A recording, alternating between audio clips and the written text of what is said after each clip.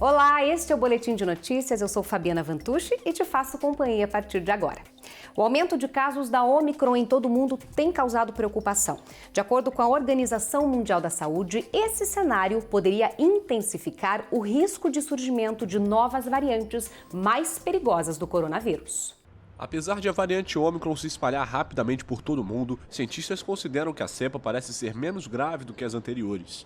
A possibilidade gerou esperanças de que a pandemia de coronavírus pode ser superada em breve. Mas nesta terça-feira, a responsável de emergências da Organização Mundial da Saúde, Catherine Smallwood, disse que o aumento das taxas de infecção pode ter o efeito contrário e produzir uma doença ainda mais perigosa. Ainda estamos em uma fase em que o vírus está evoluindo rapidamente. Quanto mais se espalha, mais se transmite e mais se replica. Por isso, é provável que haja uma nova variante. A Ômicron é letal, pode causar morte e hospitalização, talvez um pouco menos do que a Delta. Mas o que se pode dizer de uma próxima variante? Ainda não estamos em uma situação em que possamos contar com a imunidade de rebanho. Ainda precisamos ter a mesma abordagem, a estratégia permanece a mesma.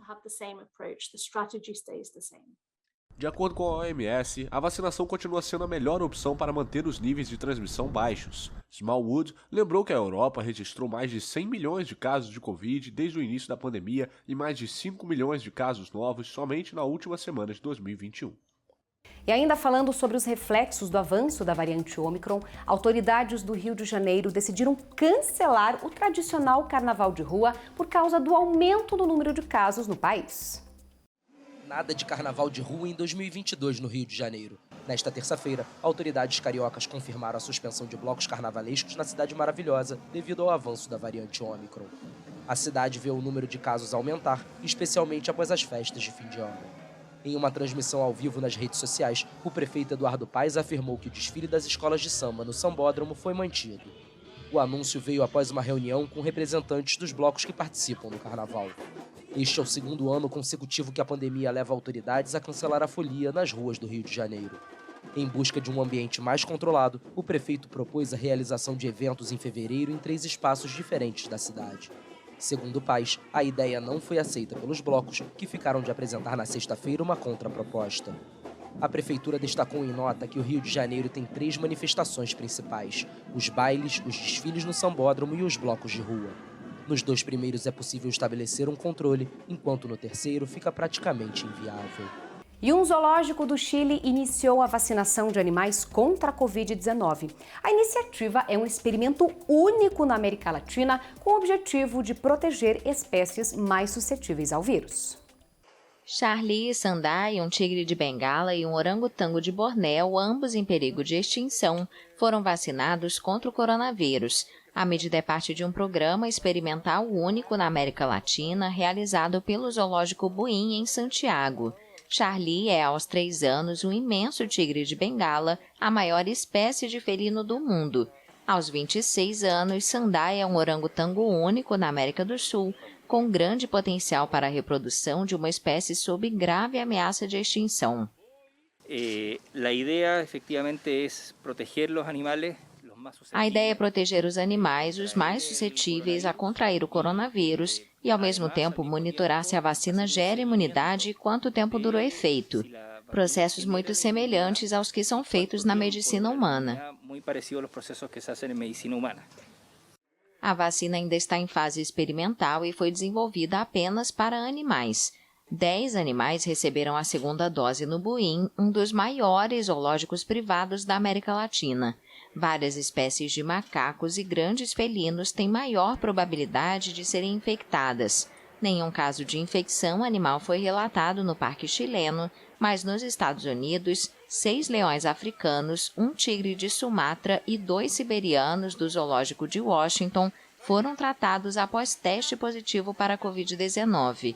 Antes, gorilas do zoológico de Atlanta, Geórgia, também testaram positivo para o coronavírus. E a um mês do início dos Jogos Olímpicos de Inverno de Pequim, a China decidiu confinar parte da população após detectar casos assintomáticos de Covid-19. A China confinou mais 1 milhão de habitantes em uma localidade no centro do país depois de detectar 3 casos assintomáticos de Covid-19. A decisão veio um mês antes do início dos Jogos Olímpicos de Inverno de Pequim, que começam no dia 4 de fevereiro. O chefe do departamento de mídia do comitê organizador das Olimpíadas garantiu que o trabalho preparatório e a capital chinesa estão prontos para o torneio. Estamos prestando muita atenção na nova variante Ômicron e seu impacto em todo o mundo. Pela situação atual, o manual de medidas de prevenção apresentado por nós com o Comitê Olímpico Internacional e o Comitê Paralímpico Internacional é muito eficaz.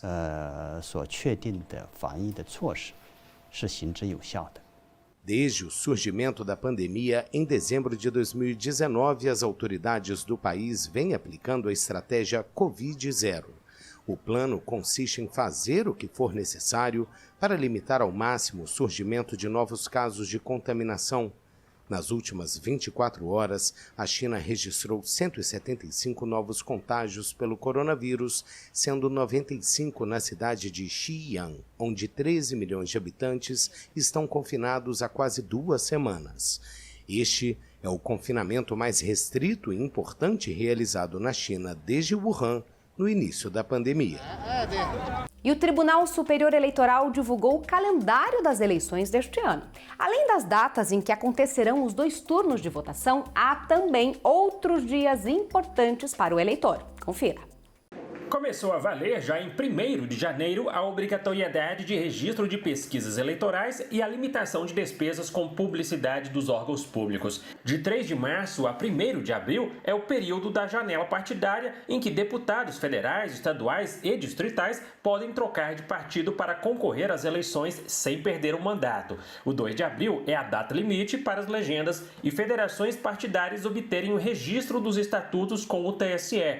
Também é o último dia para a filiação de candidatos no partido em que pretende concorrer e para a renúncia daqueles que disputarão cargos diferentes do que ocupam hoje, no caso de presidente, governadores e prefeitos. Outra data para marcar na folhinha é o dia 4 de maio, último dia para eleitores fazerem a transferência do local de votação, revisando o cadastro eleitoral e para tirar o título de eleitor. E o mais importante, os dias de ir às urnas. Cai em outubro. O primeiro turno será no dia 2, quando os brasileiros vão votar para presidente da República, governador, senador, deputado federal, estadual e distrital. Já o segundo turno, se necessário para os cargos do Executivo, está confirmado para o dia 30. O calendário eleitoral também traz os dias do teste de confirmação do sistema de votação no TSE, 11 a 13 de maio. Entre 20 de julho e 5 de agosto acontecem as convenções partidárias para deliberar sobre coligações e candidatos. O registro da candidatura é até 15 de agosto. Comícios, panfletagens, caminhadas ou publicidade na internet já são permitidas a partir do dia seguinte. Já a propaganda eleitoral gratuita em rádio e TV começa em 26 de agosto. E nem sempre conseguimos organizar as nossas contas sozinhos. Por isso, um profissional tem se destacado no Brasil, o planejador financeiro. Ele ajuda a equilibrar o orçamento e também a saldar as dívidas. Quem vê Daniela toda concentrada na planilha de controle financeiro, nem imagina que ela já foi consumista e desorganizada com os ganhos e os gastos. Brasiliense, morou 15 anos em São Paulo com uma amiga muito diferente dela quando o assunto era dinheiro. Ela guardava cada centavo. Era uma coisa impressionante. Eu saía para fazer compra porque eu era muito gastona, então eu chegava com as sacolas e escondia dela. Daniela sempre teve emprego. Já foi aeromoça da antiga companhia aérea Transbrasil, vendedora em joalheria e depois que teve uma filha, fez faculdade e trabalhou como secretária executiva. Por fim, passou em um concurso público. Eu aproveitava quando eu entrava de férias para gastar mais ainda. Saía toda sexta, sábado e domingo. Bares, restaurantes, cafés, shows. Uma rotina de aproveitar ao máximo o presente sem pensar no futuro. Parcelava até a gasolina. Eu já tinha conta em 5 bancos. Em todos eles eu tinha empréstimo consignado, todos. Quando eu vi o meu salário lá em cima e o que vinha de líquido, era uma quantia absurda, assim. E o tempo que eu ia levar para pagar tudo aquilo era pior ainda, né? Em 2018, ela decidiu buscar um serviço profissional para ajudá-la a mudar. Serviço como o da Ellie Braud, que é uma das cerca de 6.000 planejadoras financeiras certificadas que atuam hoje no Brasil. Antes de desempenhar essa atividade, Ellie trabalhou 14 anos no mercado financeiro. Desde 2006 eu havia feito vários cursos, criando capital intelectual, para que um dia eu fosse planejadora financeira como plano de aposentadoria.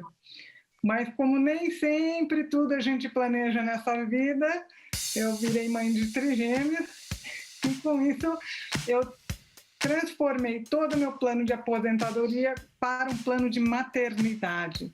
Vamos recalibrar o orçamento aqui de casa, dar um jeito para que eu tenha tempo também para criar meus filhos. Devia R$300 mil. Somando tudo, cartão de crédito, os empréstimos consignados, com as taxas de juros, né? A gente obtém extratos de conta corrente, faturas de cartão, contratos de endividamento, contratos de empréstimo, apólices de seguro, imposto de renda, né? Algumas vezes até testamento caso haja. E a gente busca um entendimento holístico de toda a situação da família, mas sob uma ótica financeira. Com isso, a gente trabalha depois na análise e posteriormente nas respectivas recomendações. A proposta dela foi que, para eu começar do zero, eu tinha que vender o meu apartamento, onde eu estava morando na época, né? E na hora eu topei. Acho que uns 6, 7 meses eu levei para pôr toda a minha vida em ordem, né?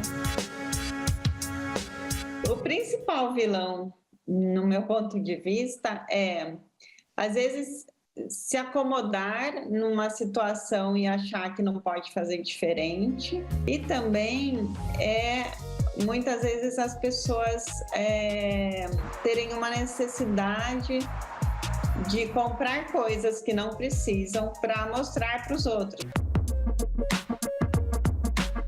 A profissão de planejador financeiro vem crescendo no Brasil.